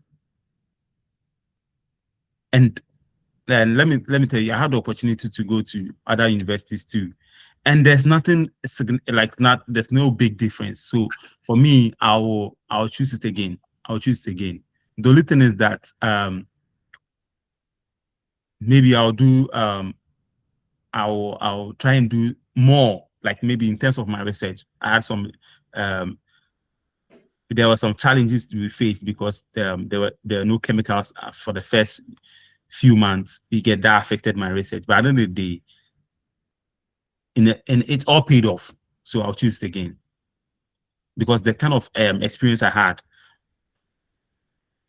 for the whole 4 year I just completed. So I'm going to say that I think I would like to repeat it again. Yeah, it's good. So I like it. So that I think in terms of research, in terms of opportunities, in terms of what do you call it? Network. Yeah. I'll choose again. Yeah. Let's say, can you switch thoughts? Let's say for my chemistry, let's take the basic 4 disciplines: organic, inorganic, analytical, and then the other one. Let's say for now I'm doing what's the last one? Organic chemistry, inorganic chemistry, analytical chemistry, and physical chemistry. Okay. Yeah. So let's say right now I'm doing biomolecular computations. Yes. Let's say I want to apply. Can I switch to, let's say, the other discipline of chemistry, like inorganic chemistry? Can I do that? Since you can do because you're still in the field of chemistry. It's not like you're moving from chemistry to something like maybe space exploration or something, space program. You see, that's a big difference. You get it. But since you're in the field of chemistry, example like me like this, if you let me to answer your questions. If you take material science also has different categories. We have polymers, we have ceramic, we have composite materials, and we have metals. So for my master's, I did something related to titanium alloys. So I did something related to alloys. Now in my PhD, I moved to ceramics. You see, it's like you are moving from organic to inorganic or computational to. So it's still in the field of materials, and you can switch. So there's no problem with that at all. Okay. Thank you very much. And then the last one would be you mentioned simulations and computations, and I think that was Mohammed bin Zayed University. Yeah, that's what we were talking about. Is it chemistry based or computer science simulation? Most of it is computer science based, but if you want to apply for a master's, like let's go to, you said you are into what? Molecular and what? Molecular computations, biomolecular. Okay, you can see Masters of Science in computational biology. You get it. It's quite similar to what you're talking about. So the best thing you have to do is to read about what the master's program is about. What are their core or their, so it says computational biology is to equip students with knowledge and skills in biology and computational science, including programming, machine learning, statistics, and bioinformatics. So you can see here that biologists, chemists, clinicians, by fostering interdisciplinary. So it's interdisciplinary, you get it. So though it's computational, but the focus is still on the biology, chemistry, and stuff. So you can see here, biotech. They are focusing on UAE biotech and healthcare ecosystem. You get it. So from here, I think you have to go through the professors. You see most of the professors, what they are doing. If it's aligned with what you do, then it's good. It's best to apply. You get it. See, so I think what they are doing is similar to what you're talking about. So you have the prerequisites. The prerequisites. You already have the prerequisites. So yeah, there's no need to worry about it. You just have to, if there's something different, you just have to adapt quickly and then learn. Yeah. Okay, thank you. But yes, before I forget, there's this thing that if you are studying, sorry, if you are studying in the States, you would have to conform basically to only your studies. Does that apply to the Emirates too? Maybe they found Conform doing to some only other. your studies or what? What does it mean by conform to only your Yes, studies? not taking any other menial jobs and put it that way. Yes, You don't have because they are paying you. You are getting most people who work, especially when I was in Italy, most of the students they are not on scholarship. They just go admission. You get it. They just go admission, and most of the universities in Europe, it's free tuition. So how do you pay for your rent and your daily expenses, your living expenses? You need to work, right? Yeah. Yes, that's why they work. Or those on partial scholarship, because the funding is not enough, they need to do some menial jobs to get some little amount of money to support their living expenses. But I think from here, what he's trying to access, yeah, you'll be an international student, right? mm-hmm. Your visa requirement as international student. Can you also do other jobs? No, Even though you are being given stipend? no, Okay. no, you can't do that, and you can't do that. And another thing is that according to our school, they are paying you well for you to focus on your research. You don't have to struggle about your rent. You don't have to struggle about what you're going to eat. You get it. It's all catered for. You have enough to spend. You have enough to go for holidays with. If you are tired of research, you can go for holidays. So there's enough money they're giving you. Your only thing is to do your research, study, make sure you pass your exams. You get it. So and your visa also is not a student, so it doesn't allow you to work unless you transit to a working visa, unless you complete school. So the visa itself doesn't allow you to work. The only thing is that as a student, you're also a research assistant. You get it. So your only work is to work in the university. You are helping undergraduate students, you are teaching them, or you have a course they've given you, or a lab to help the student with. So that's it. Oh, okay. Jasper, Yeah. your hand was up. Do you have a question or no? Oh, Casper. Yes. Yes, I wanted to ask a question on the cost of living, but I think at the last part you mentioned something like it's enough money, so I think it has answered my question. Yeah, it's enough money for you to cater for you. It's enough money. Go cost of living, yes, it's relatively higher than Ghana as usual. So at the end of the day, the money they are giving is enough for you to you can go through the month with the money you have and have more to even save. You can have even to save. Yeah. Yeah, and so for you, Oti, you've been to UK before, right? Yeah, several And times. so you know a bit of the living, even though Yeah. Manchester is not one of the highest. I've been to Edinburgh, Yeah, Glasgow. but looking at how much you're being, because the stipend you are getting is way higher than any PhD student in the UK. It's more like fresh graduate pay you get in UK is what you're being paid as a PhD student. And so comparing that standard of living in UK with UAE, is it similar, or would you No, say UAE way is higher. UK is way higher. It's way expensive. Because okay.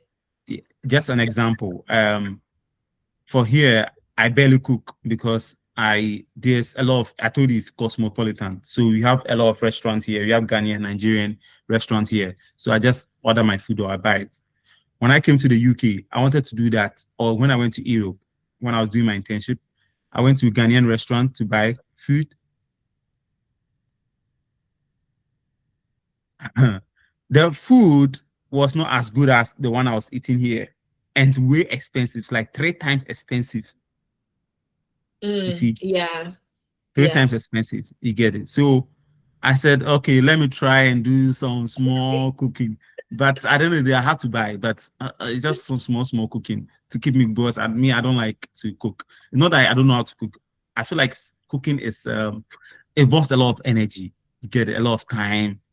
That time I could use it to do something else. So that's why it's just it's a mental something I've adapted. But when I'm free, especially on the weekend, I do cook. Yeah. But basically, if you compare if you want to eat out in the UK, I think maybe you will not have money for your rent. No. Yeah. You can't eat out. Yeah, Like you can't eat out. But in the UAE, I eat out. It's not like normally I buy from the Ghanaians because I prefer Ghanaian food. I prefer the Ghanaian food. Yes. And sometimes on the weekend we go out with our friends to different restaurants, try different Jamaican, we can try Italian food, we try different food. If you want to do that a lot in the in Europe or maybe the UK, you will not have enough to survive. So, but here you have, you can do that. So that shows that cost of living here is high, but comparatively, because that place you pay anything you buy, you have some tax, right? The VAT is I think it was 20% or something, if I remember. Yeah. When I went to Edinburgh and Glasgow, I think it was 20%. Even though I bought a suit, the bill, I saw it. But here it's 5%. You see the difference, 5% VAT. So comparatively, it's cheaper. And the food here, the quantity and the quality, compared for me, for my experience, I've been to different restaurants in the UK too. The price here, maybe you're buying food here, if you convert to pounds, it's like £4 for a plate of jollof rice with chicken and beef. You get it here. No, But here, you are getting it for can't 15 and 20. Food 50, in UK, yeah. 15 and 20 pounds. It's like times 4 or times 5 of it. You see, you see, so the cost of living in the UK is way expensive compared to that of the Abu Dhabi or Dubai. That's what I have to say. So you get to understand. So let me use something we all familiar, jollof rice. So you're all familiar with that. Because I bought when I went to London, I bought jollof rice for £17. When I went to Italy, I bought jollof for I think €15 or something. You see, but here you get it for 5 or 4. Depending if you want more chicken or something, then the price will increase. But for the basic, you get beef and chicken. You want to add cocoa or plantain to it, that's when maybe increase to maybe £5. You see, you can't get it in the UK. You need to pay times 3 of that to get the same thing. That's what I'm trying to for you to understand. I'm breaking it down for you to understand using jollof rice. Yeah, go for it. Go ahead and ask. Yeah.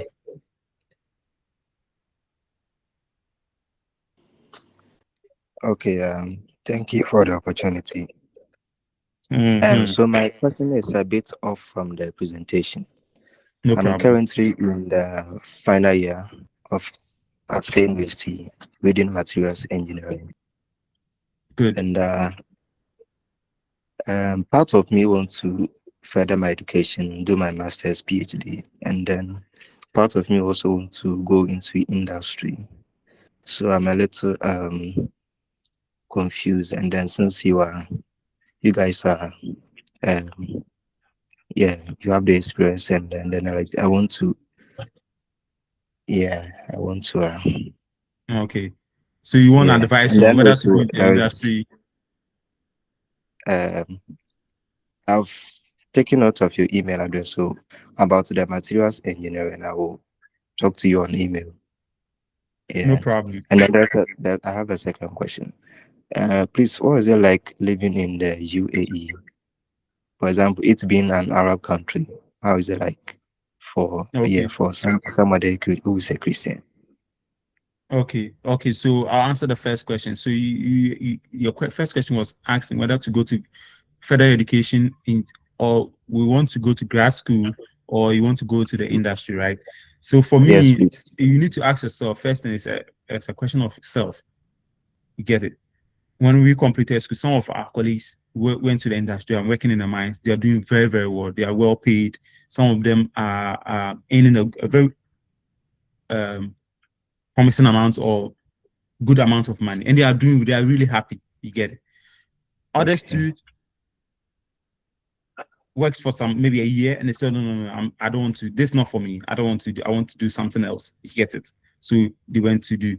But the question is, ask yourself, not because maybe everyone is doing masters and PhD, so you want to. Maybe you go and do you will not like it because it's also works on your mental, because sometimes you'll be sitting there, you can't be in class, you don't understand anything, and your research is also eating you up. Whatever you're doing in the lab is failing. Nothing works. For me, it's like sometimes for 1 year, nothing worked for me.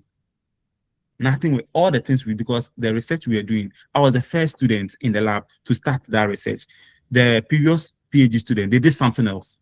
So my professor got the funding, and I was his first student to work on this, what I was talking, polymer derived ceramics. We never worked on it before. We were working on only polymers. But now I'm trying to convert the polymer into ceramic material, which we've not done in the lab before.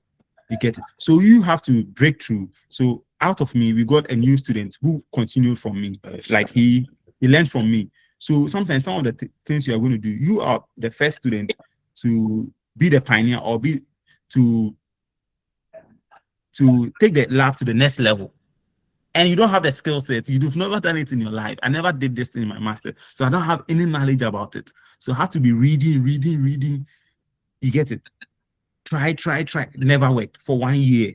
So that 1 year, just an example, for our research group, every week we do presentation with our professor. Every student with a professor has results. They keep presenting. I don't have any results to present. How are you going to feel? So I feel like, should I stop the school or should I run away? You get those kind of things. It will work on you.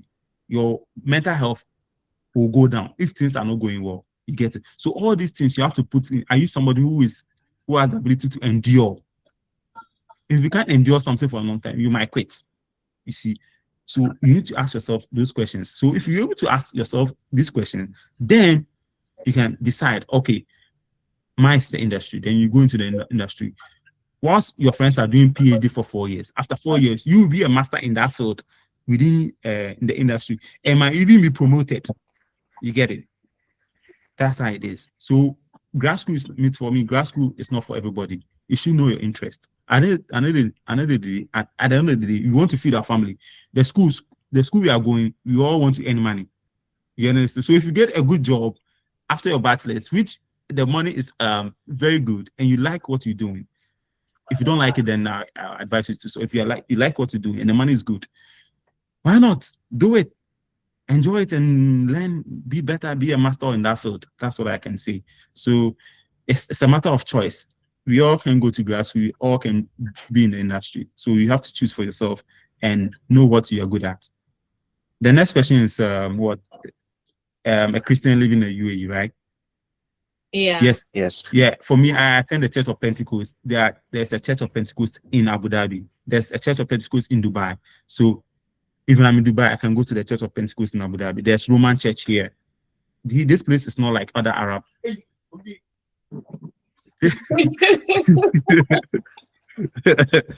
Sorry for that. This country, as I said earlier, is a cosmopolitan. It's diversified. It's different from other Arab countries. When you compare the UAE to other Arab countries, it's way ahead. They use the Western system. I think in 2021, Sundays is a working day. That's how the Arab countries work. I've been to Egypt before. Sunday, the weekday starts from Sunday and ends on the Thursday. Friday and Saturday is a weekend. But the UAE, because they want to align their vision and their system with the Western world, they changed it. So we work from Monday to Friday. Every Friday is half day. You get for workers in the universities and the school system or the government system.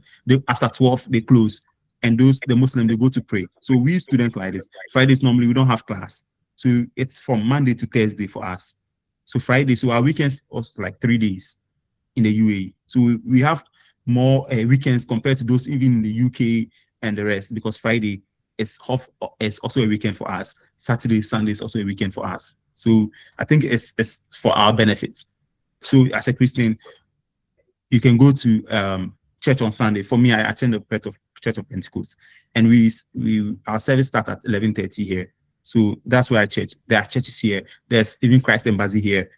There's no freedom of worship. We don't do underground churches like other Arab countries where when you mention the name of Jesus, it's like a crime. No. Here, there's no problem here with that. So there's nothing to worry about. Okay, amazing. Are there any other questions so far? Okay, so I think I've stressed you for today. No. But before we go, I would like to touch on the endurance. I think someone asked about Godfred Minta. Oh, Godfred. Your hand is still up. I'm guessing he was the one that asked about Okay. The church thing and all that.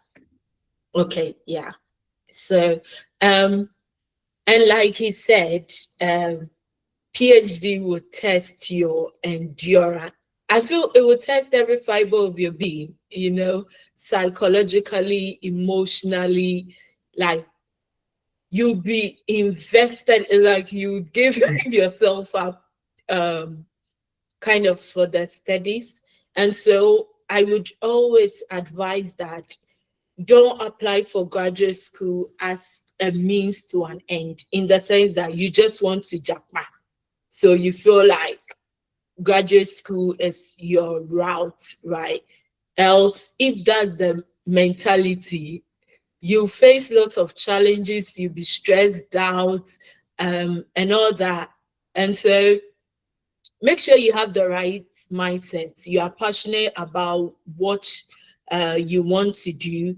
You are passionate.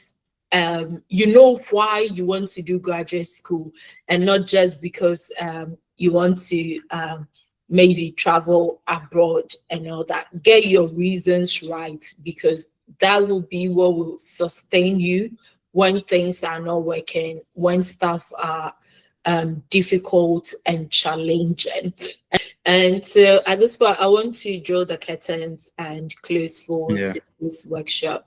What will be your last remarks for everyone that is going to watch this workshop on YouTube, on social media platform? What will be your last remarks for them?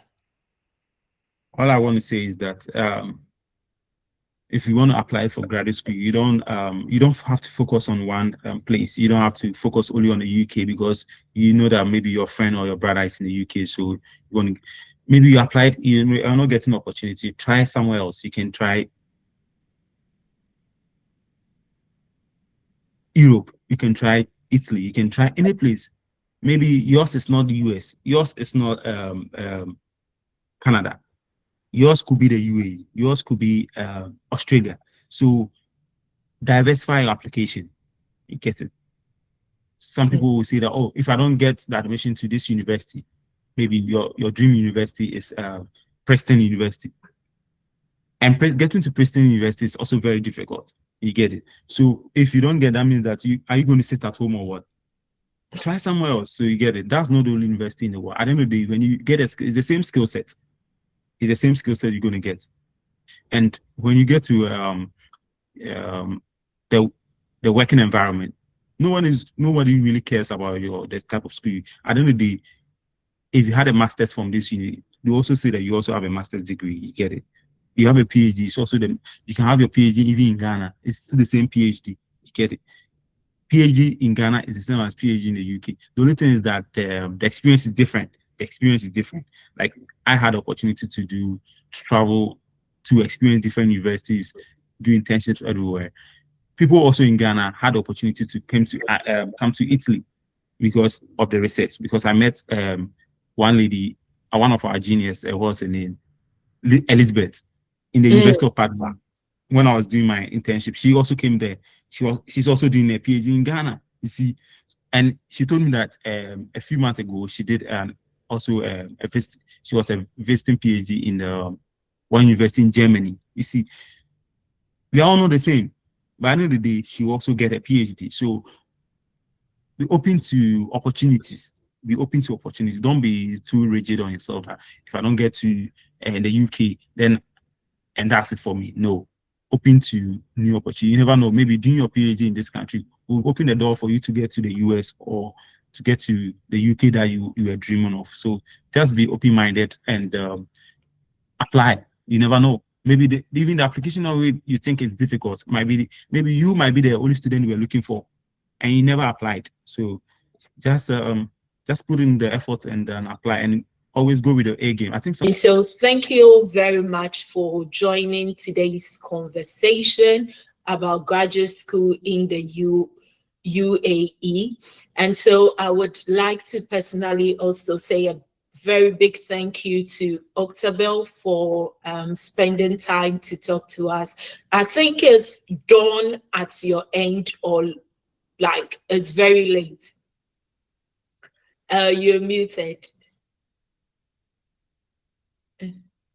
Yeah, it's 12:15 here.